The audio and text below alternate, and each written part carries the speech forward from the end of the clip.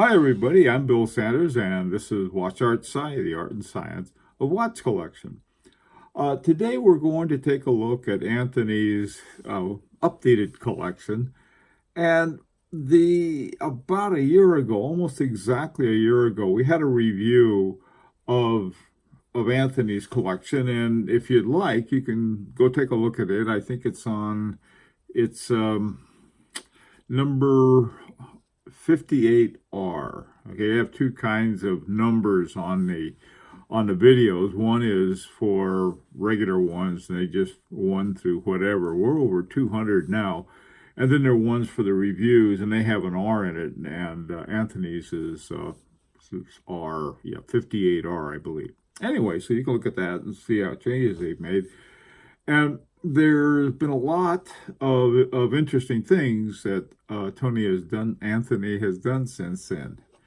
Okay, so let's take a look at the first one we've got here. We got a Rolex GMT Master 2 with the Batman, the black and the blue colors.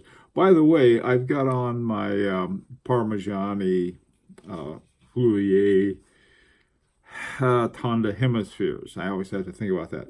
I'm wearing it over the sleeve. I had there was a certain time that certain groups wore them over the sleeve. You really need a wide arm, a wide one. They had I think one of the astronauts did. And there was this head of Fiat Motors. He wore this up here over his sleeve. So I thought, well, I'll try wearing it over the sleeve to see what it's like.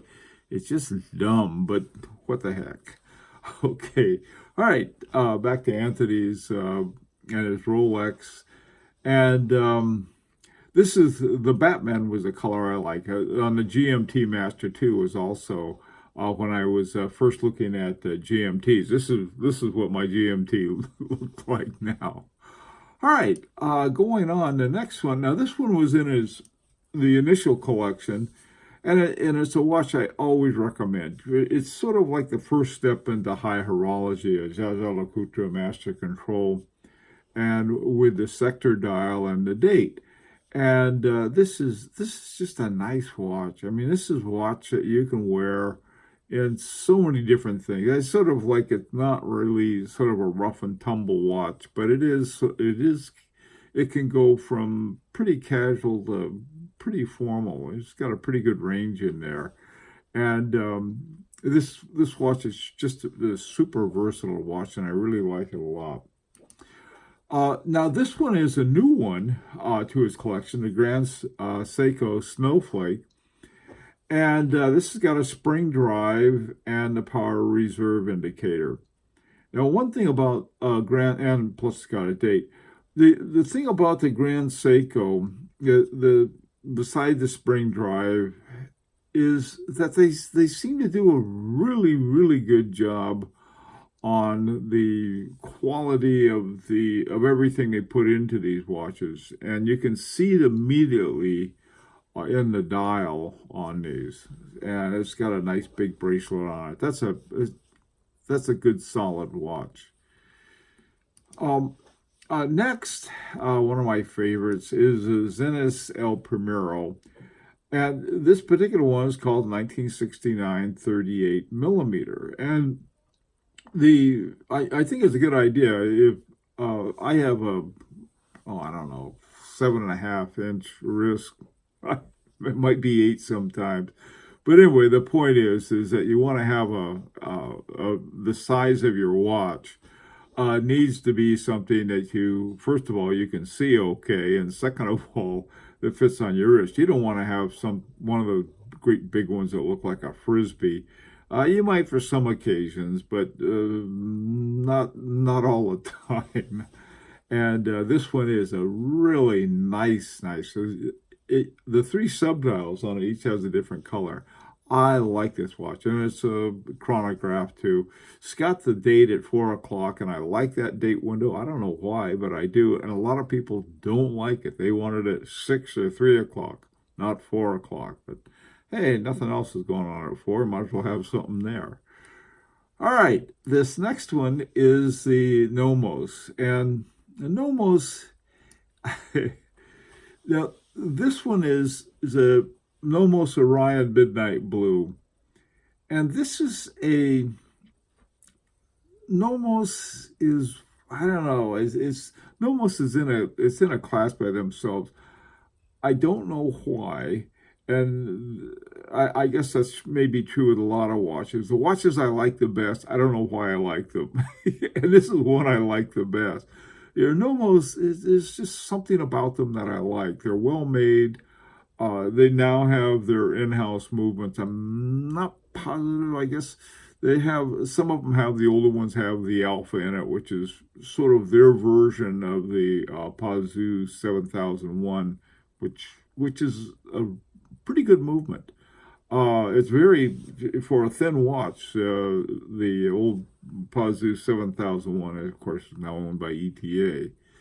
But this is a nice watch. I just like them. They're the kind of watch that just sort of go through the day with you, and they're understated, and that's another thing I like. Okay, now the last one he has is a Rolex Submariner No Date, and it's a sub. He's I don't know if you can tell or not, but on the picture there's a little water on it. That means it's waterproof or Anthony fell in the pool. I don't know which one it is. It could have been diving. Really a nice watch. This is I know that Rolex owners with Submariners get a lot of heat on them. People tease them about them. I don't know why. I like this watch. This is a nice watch. Just really nice. Okay, now last time I gave advice on what I thought Anthony might want to update his collection with. And looking at his updated collection, I can see he took none of my advice. Whew. A lot of people have, and they say, "Oh, I took your advice and got this," and I'm always worried about that because that's a lot of responsibility if somebody takes my advice on it. So I have to be careful about this. Now, last time I suggested, I think, 3 watches of Parmigiani Colpa, which I like, but that's not to everybody's taste, and it's a pretty big watch. The other one was a H. Moser, which I still love, but those are pretty expensive. And I think I may have recommended also, if you want to spend a lot of money, get an FP Journe, the Chronomet Souverain. But this time I'm going to try to find something that's a good watch that's sort of out of the sort of the general comfort zone, but not too far out of the comfort zone that Anthony seems to be in. And this is Parmigiani Fourier Tonda 1950. And I found one for 8,400, and you could probably get it for 7,000. So I put down 7,000 in a secondary. The list price is $17,000. Now this is Parmigiani's not answer to, but type of the Calatrava, what I call the Calatrava type of watch. You can find it in Vacheron Constantin's Patrimony, and you can find it in some other brands' watches. Even I think a really plain Rolex Cellini has sort of this look. This one is particularly, I think, very, very pretty one. 18 karat gold. And it's got on the hands, it has the enamel on the hand, really gorgeous. And in the back, you can see it's got the micro rotor. And this is a nice watch. And like a lot of Parmigiani watches, not the 2 that just won the Grand Prix a couple of years ago, but most of them, they don't hold their value. So if you pick them up after they dropped from their initial value, you can get some just fantastic buys. The same is true with H. Moser. I've noticed that these are becoming less and less plentiful. They're becoming scarce. So, which is sort of means that people say, "Hey, I'm not a fool. I'm not gonna buy it at the full price." But this is a watch I think that might go well with Anthony's collection. Well, those are my suggestions, and I'd really like to hear some suggestions that you might have. Now, you've seen what the collection looks like, and I think that any suggestions, sort of, you might have that kind of range in mind. I mean, said, oh, I think you ought to run out and get a Dufour Simplicity or a Roger Smith. I try to be realistic too, and this is what I think last time I wasn't. This time, though, try to pick something that's sort of in that, sort of within hand grenade range of some of the prices that Anthony paid for the watches he has. And so, you know, I like to hear what you have to say.